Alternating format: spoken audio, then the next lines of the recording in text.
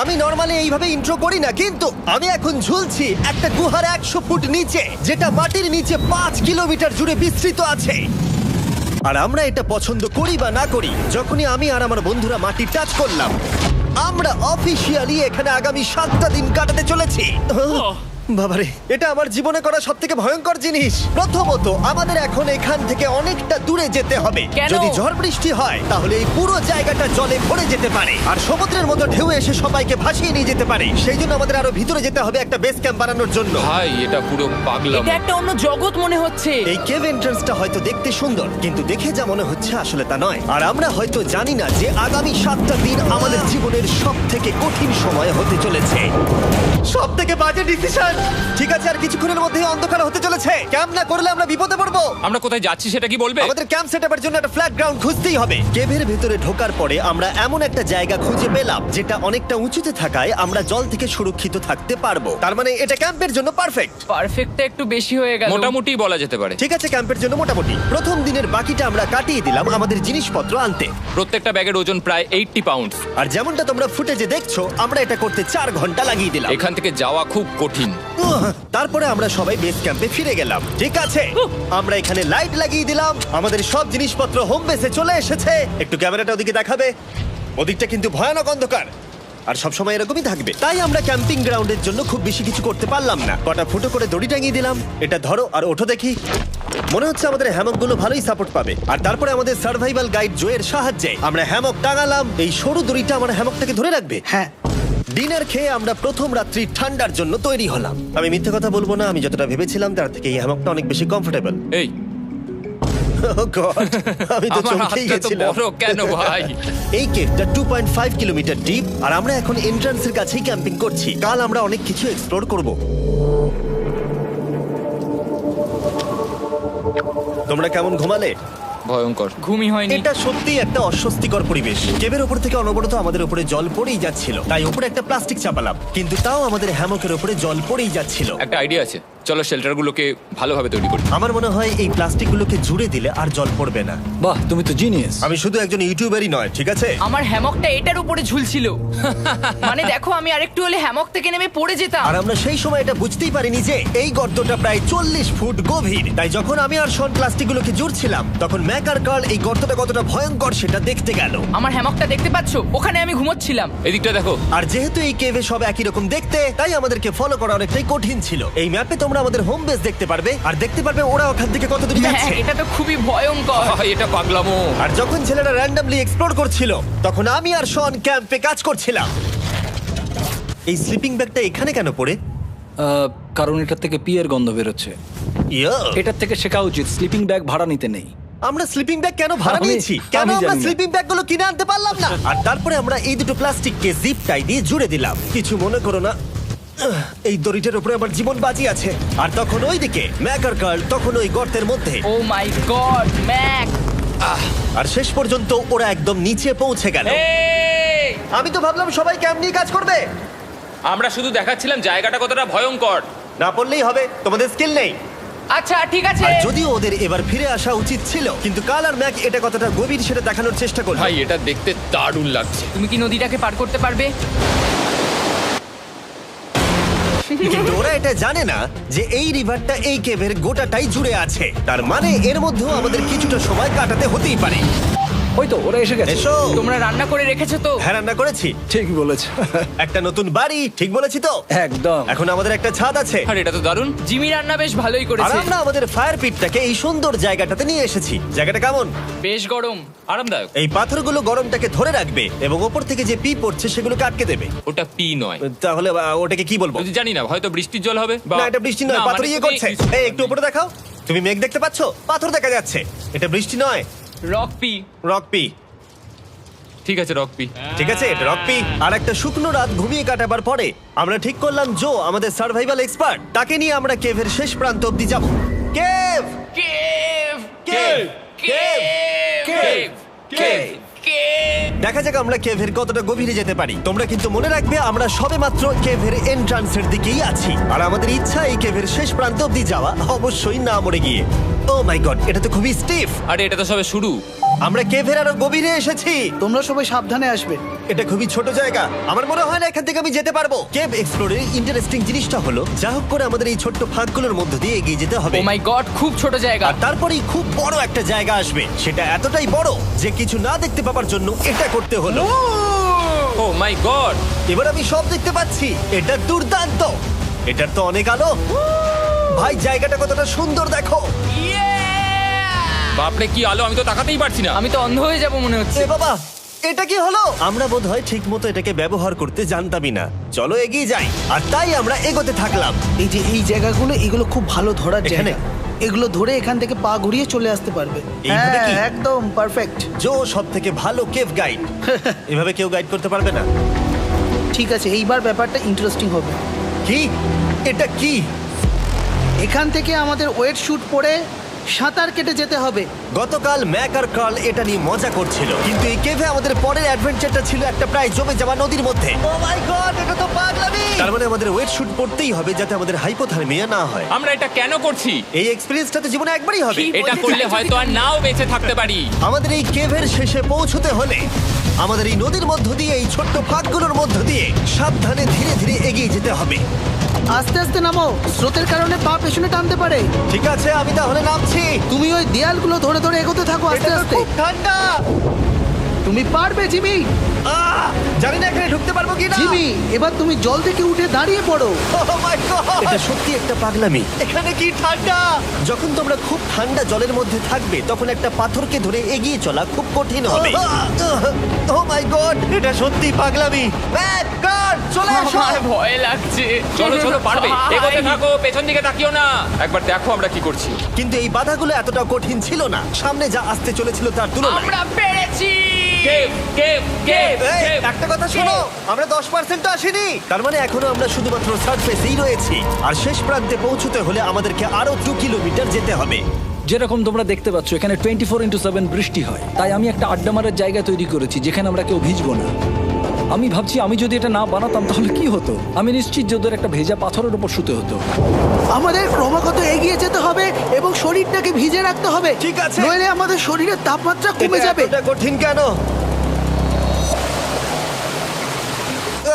সব থেকে বাজে ব্যাপার হলো আমরা যতটাই দিকে এগোবো ততটাই আমাদের পিছন দিকে ক্যাম্পে ফিরতে হবে। আমাদের পরের বাধাটা হয়তো জলের মধ্যে নয়, কিন্তু তার মানে এটা নয় যে সেটা সহজ হবে। আরে এটা কি মাকড়সার জাল? কিন্তু আমি মাকড়সা দেখতে পাচ্ছি না তার কেন? মানে ওটা আমাদের উপরে আছে। আরে তোমার গায়ে, তোমার গায়ে। আমার বন্ধুরা বলতে বাজে।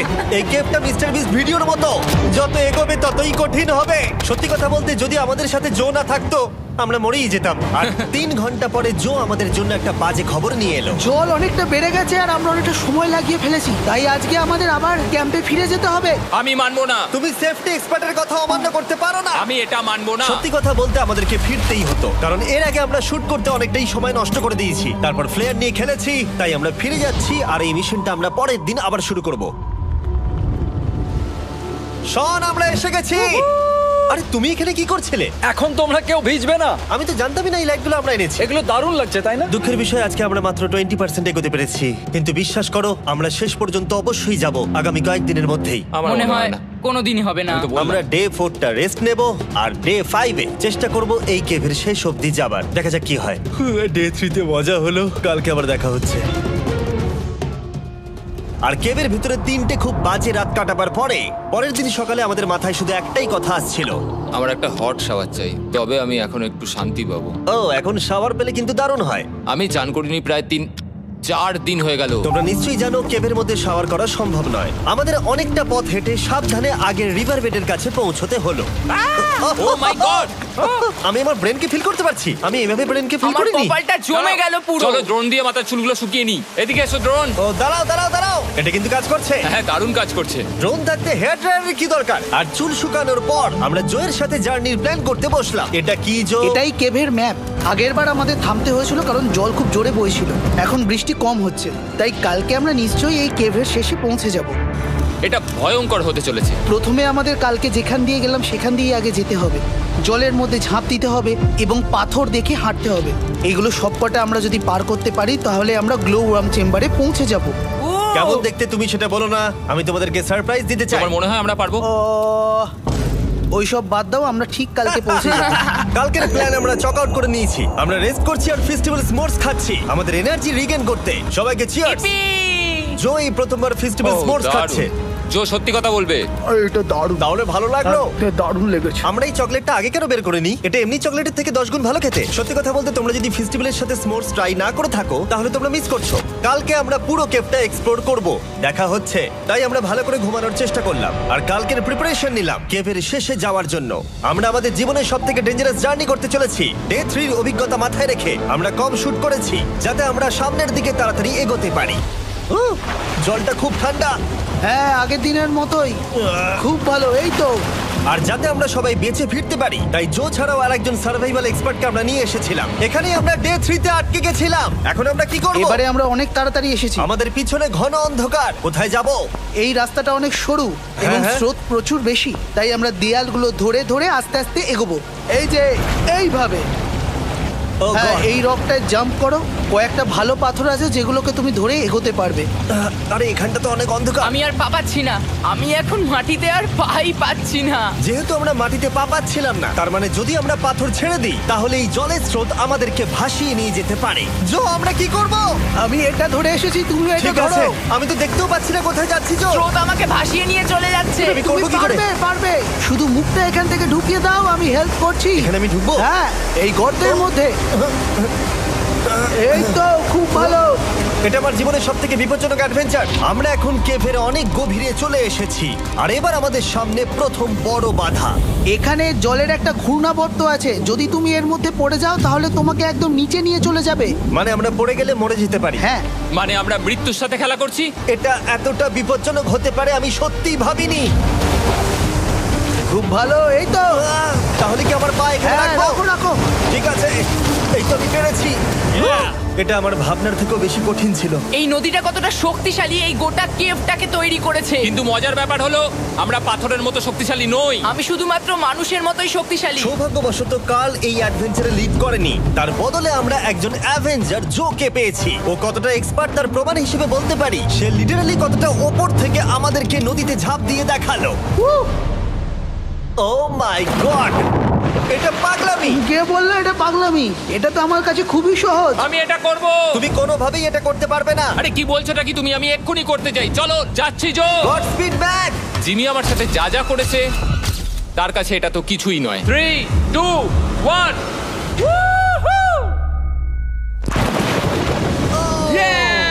তুমি করবে? না, আমরা না এগুলো শেষ পর্যন্ত যেতে পারবো না। ও মাই গড, আমাদের নিচের দিকে যেতে হবে। আমরা সবসময় স্রোতের উল্টো দিকে কেন যাই? এখন শুধু আমি ভেসে ভেসেই যেতে পারবো, আর কিছু না। এই জলের তলায় অনেক ধারালো পাথর আছে, তোমরা সেগুলোকে দেখতে পাবে না, তাই সাবধানে পা ফেলবে। ও মাই গড, আবার এটা গভীর আরে হচ্ছে। আমার পা তো কিছুর উপরে রাখতে হবে। ছোট পাথরগুলোই একমাত্র বাধা ছিল না, মনে হচ্ছে আমাদের প্রতিটা পদক্ষেপে। ও ভাই, আমি কিচ্ছু দেখতে পাচ্ছি না। এটা খুব ভয়ঙ্কর। কেভটা আরো অন্ধকার হয়ে আসছিল এবং আরো সরু।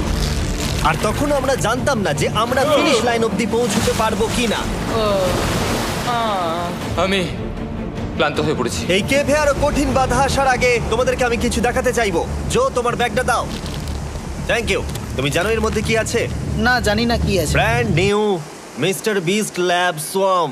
সত্যি কথা বলছি, গত 5 ঘন্টা ধরে যেহেতু আমি অনেক পরিশ্রম করেছি তাই কোনো মতেই এখন এটা আমি বলার মতো অবস্থায় নেই। তাই এটা শুট করার 1 মাস পরে আমি পুরো কেপ সেটটা তৈরি করলাম ফিউচার জিমি নেম ট্যাগ দিয়ে। তারপরে বললাম, হেই, আমি ফিউচার জিমি আর আমি এখন তোমাদেরকে বলবো brand new toy line of mister beast lab swamp সম্পর্কে। এটা একটা কালেক্টেবল টয় লাইন আর এখানে 119টা ইউনিক ডিজাইন ক্যারেক্টারও আছে যা তোমরা কালেক্ট করতে পারো। আর সবথেকে দারুণ ব্যাপারটা হলো কোন ক্যারেক্টারটা তুমি পেয়েছো সেটা জানতে হলে এই টিউবে ওয়াটার দিয়ে নাড়াতে হবে আর তোমার সোয়ামস তোমার সামনে চলে আসবে।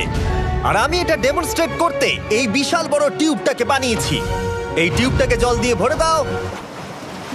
তোমাদের এত জলের দরকার নেই, এটা অনেক বড় বলে এত লাগছে। ঠিক আছে, এটা এখন জলে ভর্তি হয়ে গেছে। এবার এটাকে একটু নাড়াতে হবে। এটা কি আর নাড়াতে হ্যাঁ হবে? হ্যাঁ, অনেক নাড়ানো হয়ে গেছে। এবার জল ঢালো এখানে। জো ঢালছে। আর জল ঢালার পরে তোমরা দেখতে পাবে তোমরা কোন সোয়ামটা পেয়েছো। এটা সব থেকে রেয়ার হাইপোক্রোম, যেটা মাত্র 1000টা বানানো হয়েছে। জো, এটা তোমার। থ্যাংক ইউ সো এটা মাচ। চাই। আর এটা তোমার। কাল কি নেবে? আমার কাছে দুটোই ছিল। আর আমরা শুধু সোয়ামেই থেমে নেই, আমরা এই অ্যাকশন ফিগার প্যান্থারগুলো বানিয়েছি যেগুলো এই ব্রিফকেসে আছে, আর এই সোয়ার্মের মতো এই মিউটেটর। যখন তোমরা কিনবে দেখতে পাবে এর ভেতরে কি আছে। কোথায় কিনবো?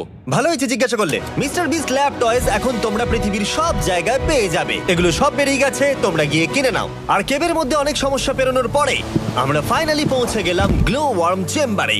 ভাই এবার খুব ভালো লাগছে। ঠিক আছে টিম, তোমাদের গ্লো ওয়ার্ম চেম্বারে স্বাগত। এ তো দারুণ। এটা দারুণ লাগছে। ভাই এটা পৃথিবী মনে হচ্ছে না এখানে একদমই। যে আলো তোমরা দেখতে পাচ্ছ সেগুলো আসলে ছোট্ট ছোট্ট বায়োলুমিনেসেন্ট গ্লো ওয়ার্ম তৈরি করেছে। এটা দেখতে অনেকটা মিল্কি ওয়ে গ্যালাক্সির মতো লাগছে। ওয়াও! আর এই মুহূর্তটা, এই ভিউ, সত্যি বলতে এই ট্রেকের সমস্ত ক্লান্তি যেন দূর করে দিল। এখানে অবধি পৌঁছানো যেন সত্যি একটা অ্যাচিভমেন্ট ছিল। কিন্তু এখন আমাদের যাত্রা শেষ হয়নি, কারণ আমাদের এখান থেকে এখন বেস ক্যাম্পে ফিরতে হবে। আজকে ডে 6 হতে চলেছে, এখনো ওরা আসেনি আর আমি খুব ক্লান্ত।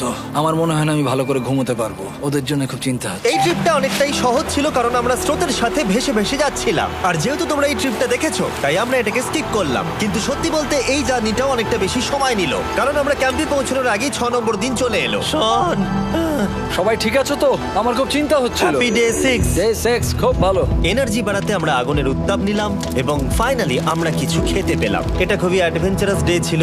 কালকে দেখা হচ্ছে, মানে আজকেই হয়তো। এটা হয় ডে কোনোদিন 6 হবে না। নাকি আজকে, না আমি জানি না।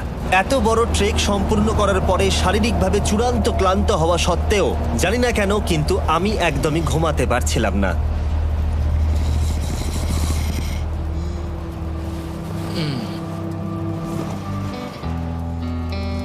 আমি 7 দিন সলিটারি কনফাইনমেন্টে কাটিয়েছি, কবরে কাটিয়েছি, 7 দিন রাফটে থেকেছি। কিন্তু সত্যি কথা বলতে এটা সবার থেকে বেশি কঠিন ছিল, কারণ সব সময় ভিজে, ঠান্ডা, প্রত্যেক মুহূর্তে এই পাথরগুলো শরীরে ব্যথা দিচ্ছে। বেশিরভাগ সময়টাই এই কেপটা দুঃস্বপ্নের মতো ছিল। কিন্তু তোমার আর আমার মধ্যে জিমি! ইয়ো! গার্ড, আমাকে দেখতে পাচ্ছো? এটা পৃথিবীর সবথেকে উজ্জ্বল টর্চ। মজার মুহূর্ত অনেক ছিল। মাটির নিচে 300 ফুট গভীরে অভিযান চালানো থেকে আমাদের সবাই মিলে হ্যামক নিয়ে হাসাহাসি করা সবকিছুই অভিযানের অংশ ছিল। যেহেতু আমাদের সঙ্গ দারুণ, চলো তিমির মতো আওয়াজ করো। তাই এই ভিজে, ঠান্ডা, পাথুরে অদ্ভুত কেভের ট্রিপটা বদলে গেল আমাদের জীবনের সব থেকে সুন্দর মুহূর্তে।